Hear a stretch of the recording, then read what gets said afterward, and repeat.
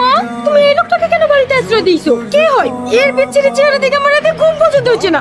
এ বুড়ি, মানুষকে এভাবে বলতে হয় না। তাই বলে কদিন থাকবে এই বাড়িতে? তোর বিয়ে হলে চলে যাবে। ঠিক আছে, আমি কিচ্ছু বলবো না, কিন্তু ও যেন আমার সামনে না আসি।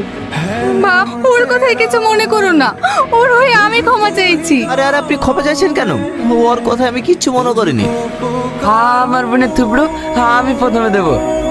আরে আমি একটা মিষ্টি গোটা খেতে পারবো না, অর্ধেক দিন। না না, আমি কোনো কথা শুনবো না, তোকে গোটাটাই খেতে হবে।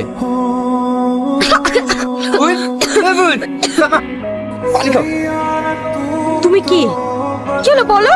আমি টনির বন্ধু। না, তুমি টনির বন্ধু না, তুমি টন। তোমার এই কণ্ঠের আওয়াজ সবসময় আমার কানে ভাসে। তোমরা কেন আমার সাথে এমন অভিনয় করছো? সত্যি করে বলো না। হ্যাঁ, আমি সেটন, সে তোমার যোগ্য না। কেন যোগ্য না? কারণ আমার গোটা বলটা আগুনে পুড়ে ছারকার হয়ে গেছে। তোমাকে হারাতে চাই না।